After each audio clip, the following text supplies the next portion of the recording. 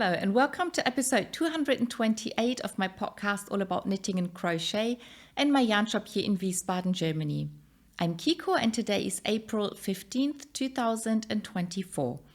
And today I'm actually wearing my Line Dance Mystery Knit-Along Cowl by Lisa K. Ross, and I'm really happy with it. I haven't taken any proper finished object photos, so I haven't put up my picture in the finished object thread in her Ravelry group, but I am planning to doing that as soon as possible. Anyway, so this is the Line Dance Mystery Knit Along. This was clue 1, clue 2 is in the back, I'll show that in a minute, and then clue 3 was one half of this bit, and then clue 4 was the other half. And then the big surprise at the end was that you could drop stitches and have a built-in fringe all around the cowl, which is obviously what I did. But it's one of two mistakes that I'm going to talk about today that I made, and they sort of show that my concentration hasn't been at its best lately. So I'm really looking forward to the holiday in May that we are going to go on. But what I want to show you is when you look at the loops down here, they look quite straight and the same size. But when you look here, these loops are longer than these. And I sort of noticed that while I was blocking it. So I'd washed the cowl and I laid it flat and I put the blocking wires through the loops to pull them straight, and I sort of felt like these looked a bit shorter and the edge looked a bit more untidy, but I just didn't think about it. So I was too tired and I just wanted to get it done. And then after it was dry, I was really happy with the way the fringe looked, and I've already worn this twice, and then I put it down on the floor. I wanted to take another picture, and I was like, why are these fringes shorter than the other ones? And I took a close look and I realized that right here in between the gray and the green yarn, there was a stitch that I hadn't unraveled. So as I said, you dropped the first four stitches and you unraveled them. And I just did not unravel one of the stitches. And I unraveled it a few rows down, but I realized because I had blocked it and the stitches weren't unraveled while it was drying, they are now forming these funny loops. So I stopped unraveling the stitch, and the stitch is right there. This is the stitch that needs to be unraveled, and the fabric that's sort of a bit loose at the edge here, that's the bit that needs to be unraveled so that the twisted stitch should be right at the edge of the fringes. And so what I've decided to do is I'm going to wear the cowl as often as I want to, and when I feel I need to wash it again, that's when I'll sit down, I'll drop that one last stitch right to the end, and then I'll wash the cowl, and then I'll block the fringes on that side again to make sure they are nice and straight. Yeah. These things happen. I'm not a perfectionist, so I am going to run around with fringes that are different length on this side to that side. I don't mind. The cowl itself is a lot bigger than I thought it would be, so it almost feels like a little poncho. And the thing that I didn't expect my neck to be this free, so I thought it'd be something that would lie around my neck. And of course I can pull it up like this, so my neck is a bit warm, but it's still very open here. And I think it doesn't look quite as nice. Well, I think I could wear it like this, especially if I'm wearing a jacket. I could just do something and then close the jacket. But the other thing that I can definitely do, and it's something that I really like, is to wear it the other way around. So if I want my back to be nice and warm, I can wear it like this. So it hangs down my back. And then it's just this nice little, like a mini poncho at the front. So this triangle was clue number 2. And then on one side, clue 3 started, and on the other side, clue 4 ended. And that's when you drop the stitches. Again, I think I already explained last week that I did not do the fringes right here in the middle. I thought I didn't need them. And again, I was about to say one side should be longer than the other, but this looks as if there was another stitch that I did. Oh, there's another stitch I didn't drop. I hadn't even noticed. So there's another stitch right here. So these loops are the length they are supposed to be, but these aren't. The only good thing about it, it means most of the fringes on this side are the same length. They're all too short, but that doesn't matter. Okay, so that's the line dance mystery knit along. Oh, I didn't talk about the yarn. This is all alpaca yarn by Hansa Farm. And the blue and the grey, the blue and the green are the fingering weight pure baby alpaca yarn.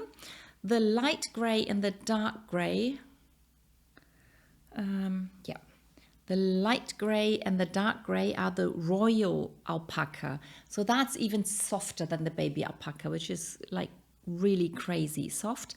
And the black yarn, which is here, the main color in this section, that's the alpaca silk yarn that they produce. And it's the same yarn that I use for my Remember cowl, and it's a wonderful yarn.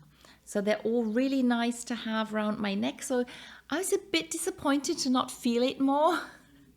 I may be wearing this in summer, just like in the evenings when it's just a bit cool and I'm just wearing a top or a light dress or something, and then wear it on top just to keep me a little warm. This might be really nice so that it's next to skin and I can feel it. And I like the way it looks. While I was knitting, there was a phase where it seemed all really crazy and confused, but now that it's all done, it all came together, I really like it. A quick word about the cardigan I'm wearing. That's the adult surprise jacket by Elizabeth Zimmerman. I think it's very obvious that this cardigan is really old. I've had it for many years and I've worn it a lot. And it only has like half sleeves, and that's actually the size sleeve that you get when you start knitting the cardigan. And Elizabeth Zimmerman wrote that she didn't write the pattern for grown-ups for a long time because she didn't know how to lengthen the sleeve, so it wouldn't show. But then she came up with a method to continue knitting the sleeves without having the transition show, if you know what I mean. Anyway, I didn't want long sleeves, I wanted short sleeves. I thought that was quite nice. Otherwise, the construction is the same as with the baby surprise jacket. With the baby surprise jacket, you lengthen the jacket after you've reached the width that you need, and then you do the button band. I think with the adult jacket, I think I picked up stitches and I knit a little bit of a collar. That's not in the baby surprise jacket. And the buttons that I put on the jacket, they are made of stones. So these are real stones that got holes put into them somehow. And I like them a lot. They're fairly heavy, but it's a rather heavy yarn, so it works really well. And I just have to sometimes be careful when I put the jacket somewhere. The stones will make noise when they hit something, and I should be a little more careful to not break them. Yeah, so that's what I'm wearing today, my adult surprise jacket. The yarn is it's a Wollerödel yarn, and it was one of my favorite yarns. Why can't I think of the name? Regato. It's called Regato. It's about 50% wool and about 50% acrylic. I think it was not quite 50%, so it's 50 some percent and 40 something percent. But it was almost half, so that's what I remember. Okay, so much to what I'm wearing today. Then on to finished objects. I have 2 finished objects and 2 new cast-ons. So I think today works out really well. And both my finished objects are socks, and the older socks are the Acorn socks by Tin Can Knits, and I finished them. I used the Westfalen Wolle, which is a German undyed non-superwash yarn from German sheep. And the whole production is done in Germany. And yeah, really happy with the way they look.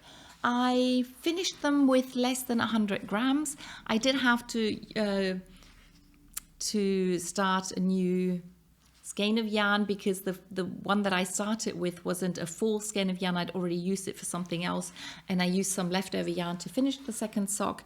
And now I'm going to wash one of them and leave the other one unwashed so that customers in my shop can feel the difference, what the yarn feels like when you just knit it and once you've washed it. And then just have them as a shop sample in the shop. So that's the first pair of sock. And the other pair of sock is, of course, the the Sock Madness round 3 pattern called Nupi. I think I explained everything about the socks last week, but the difference to last week is that now they are the same size. So I lengthened the first one so that it has the same size as the second one, and I've washed them. I put them through the washing machine, and the lace yarn was it was a bit fluffier. I don't know how to explain that, but it was less straight, and therefore the lace pattern was a lot harder to see. It's still difficult to show on camera, but in real life it looks a lot more open now than it did before. So yeah, it's easier to see the underlying fabric. So there's one, you knit the sock with the main color, and then you pick up stitches, and then you knit the lace yarn in a different lace pattern, and then the main color shows through the lace pattern. So that's how it works. And yeah, I'm very happy that they look a lot better now that they've been washed. You can tell that the lace yarn has a bit of a color change in it's not very obvious on camera.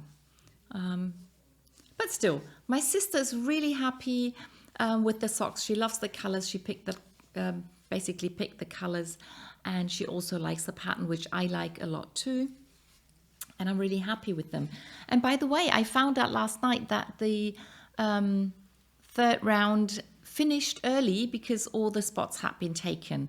So sometime, I think yesterday, the round was officially over, and now we're waiting for the specifications for the next round socks. And then once they are announced, it can take up to 48 hours for the pattern to drop. And then I'm off starting knitting more Sock Madness socks. Oh, talking about Sock Madness socks. The first new cast-on are the only socks that I have on the needles right now because I finished those two. And they are another Sock Madness pattern, but it's one of the bonus patterns. So far, I think the first bonus pattern was a really nice lace sock, so I might come back to that later. Then the second bonus pattern is a very interesting pattern by Annette from the Nerd Knits, and that's a very special sock that you start on the sole of the foot and then you work it upwards, and it's a 2-color pattern, so it's rather involved but very interesting. But right now I didn't have the headspace to cast them on. And then the third bonus pattern is called 3 Whirls, and it depicts a picture by Escher, and it's like trees being reflected in a pool of water, and you see a fish swimming there, and then there are leaves scattered on the water. And she the designer, and I again forgot to write down who it was. I'll tell you next week. The designer put the branches and the fish into the sock with a 2-color pattern, but because there would have been long floats, she incorporated the leatherback jacquard method. And then for the leaves that are on the water, or the shadows, she used a technique that's, I think, called rusimin, something like that, where you weave in yarn in between your stitches. Now, when I saw the pattern, I thought it was very beautiful, and I thought, I'm not going to knit it. And then one of my best friends said she would love to knit the pattern. So I said, okay, I'll knit with you. to show you how it works. And my sister loved the pattern as well. So I said, okay, I'll knit another pair of socks for her. But I decided not to do the rusimin, and my friend isn't either. And so we only needed 2 colors. So basically what we wanted to do is have one color for the water and one color for the trees and the fish. And I chose to use the dark gray opal yarn for the trees and the fish. And I chose this blue out of the Funny Fruit series as the water.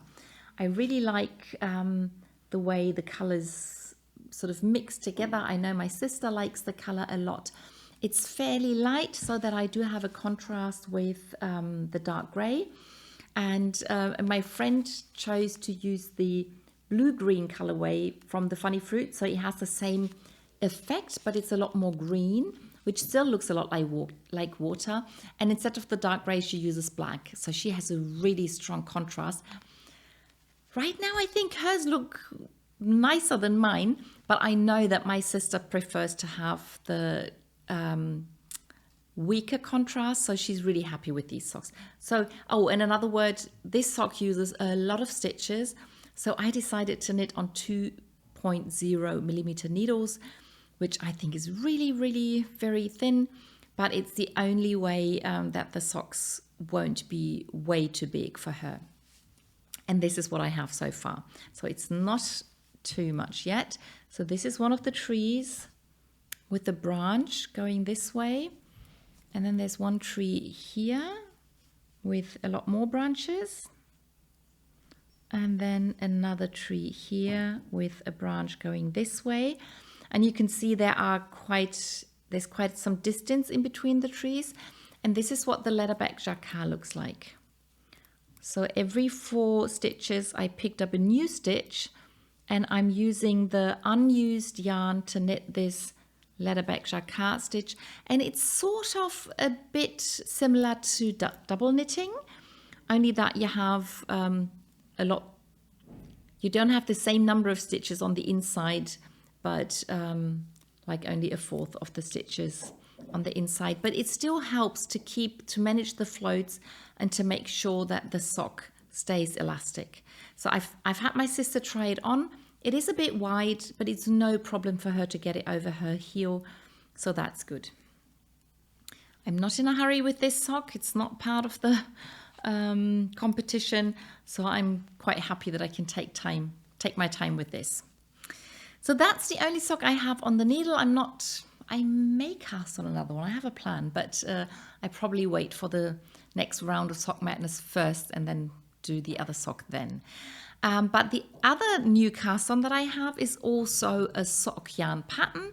And it's the one that I talked about last week in the video. I showed you this color of the Opal Abo, the Opal subscription box. And this is the colorway that we are using for the pattern battle. And I signed up to knit the Flax sock pullover, which used to be the the Flax Light by Tin Can Knits. And I'm knitting the 1 to 2 year old size, and I've started it. I did not start with the ribbing. You can start with the ribbing and then knit the pullover downwards, but I chose to do a provisional cast on so that I can do the ribbing later. In case the 100 grams that I have are not enough to do the whole pullover, I can do the ribbing in a contrast color. And that's okay for the pattern battle. The rules of the pattern battle say you can use up to 25% of yarn in a different color. And I'm pretty sure I won't be needing too much yarn for the ribbing. And I can keep them short. I can just do a few rounds if I feel like it. But this is what the pullover looks like so far. I really like the way the stripes are forming, and I like the colors. It's nice and light, but it's not quite white, so it's like a really pale blue, and I think that should make a really nice kids pullover once it's done. So these are the 2 new cast-ons. Oh, and then the next project sort of looks like a new cast-on, but it's actually part of a project that I have on my Ravelry page that I've had on my Ravelry page for a long time. And this is another gnome. And You may remember that one of the projects on my project page are all the gnomes, or the gnome collection. What's the collection called? It was the first collection that Sarah Shira designed for the yarn company that she worked with, Jimmy Beans, I think. And in the collection, there are 4 gnomes, a mushroom, and a house. And I've decided not to knit the house. I just don't feel like knitting that at the moment. And I've knit the mushroom. I've knit 3 of the gnomes. And I now wanted to cast on the 4th one. And I wanted to try and finish it before the next mystery gnome comes out. I've already bought the pattern, so I knew the first clue was going to come sometime soon. So I decided to cast on the 4th gnome. And I looked at the picture and I decided, and I thought, well, you must be the gnome that I haven't knit before. And I cast it on. And this is how far I got.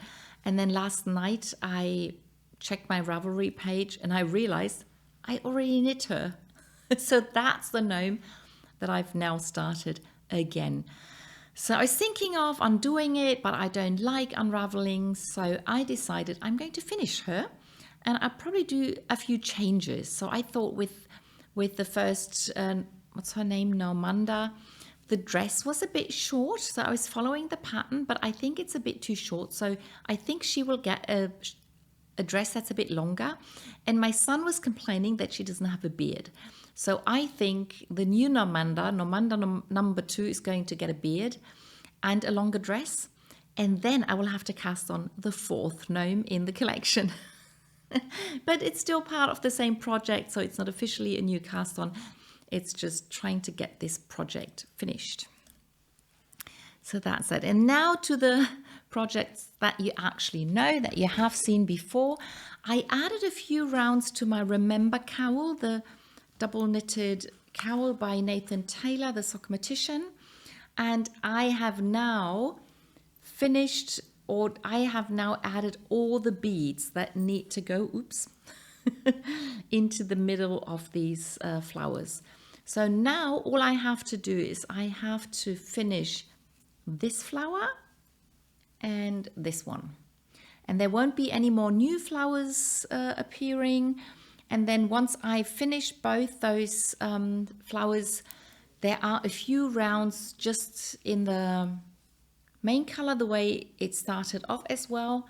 So you can see here, there were a few rounds just in the main color without any pattern. And I am supposed to do the same on top of the cowl, but I'm not quite sure I'm going to do that because this is all the yarn that I have left. This is the red yarn. Where's the black yarn? Oh, it's over there. I'm sorry about that. So this is all the yarn I have left. And I don't really want to start 2 new balls. So I'll see how far I get with these. And I will try and cast off with this yarn without having to break into another ball. And if I have to, I will try to just use one. So maybe the upper edge will just be one single color. But we'll see about that. It sometimes lasts longer than I think. But there are still, I think, about 10 rounds to be knit if I do it per pattern. And I definitely want to finish those flowers, those petals. So they have to get finished. That would look strange to have it cut off. Yeah, so that's that. Then, yeah, I did not crochet on the crochet pullover that I'm crocheting out of Squares by Charlie Husband. And I don't think I knit anything on the skirt. And if I did, it was just something like half a round. So I did not bring that. But I continued knitting on the pullover, the Lanatus pullover, out of the Shetland Patterns book. And I'm so in love with this pullover. So I think that the yoke is now finished. So last time I had finished this pattern, then I added in the next little pattern and tried it on, and it was still a bit too short, and there were not enough stitches yet.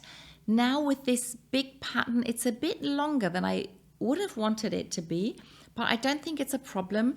I will now have to figure out how many stitches to use for the sleeves and how many stitches for front and back, as I'm now not following the pattern anymore, because as per pattern I would have had to add more rounds, but because I'm knitting to a different gauge, I don't need as many rounds, and now I have to make some calculations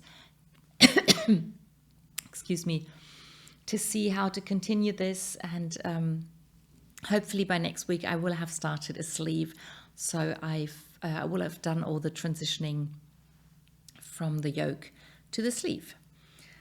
Yeah, really excited about that. Looking forward to finishing that pullover.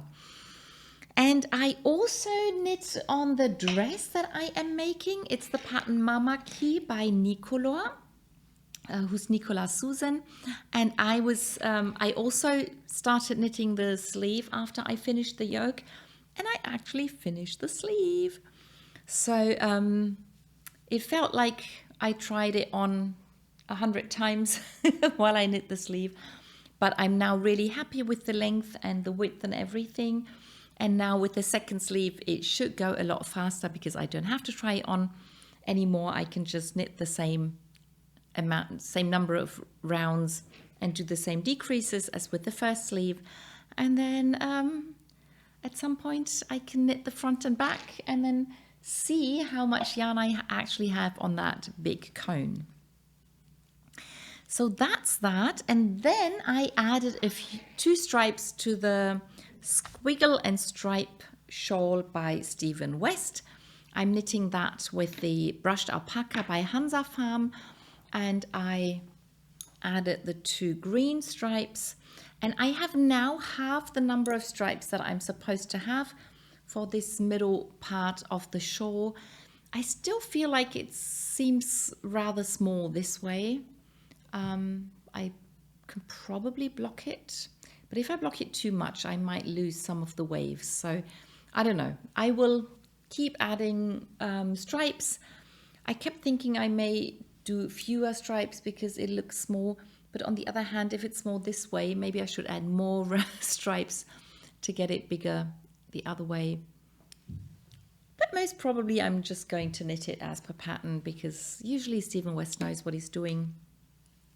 Yeah, so quite happy that this has grown a little bit, and looking forward to continuing this. And by the way, the last two stripes, the numbers added up. I think I told you that at the beginning of the shawl, the numbers were never correct, and I kept fudging things around. But now I've tried to concentrate more. I probably concentrated on that a lot, so I wasn't concentrating on the other things, like gnomes and fringes. Doesn't matter. I'm happy with the shawl, and I am at my last project for today. And again, that's the Haramaki, the knit along that I'm running on my YouTube channel and in the Ravelry group. And I've added a few rounds, not a big difference. This was my halfway marker, so there's still quite a bit to do.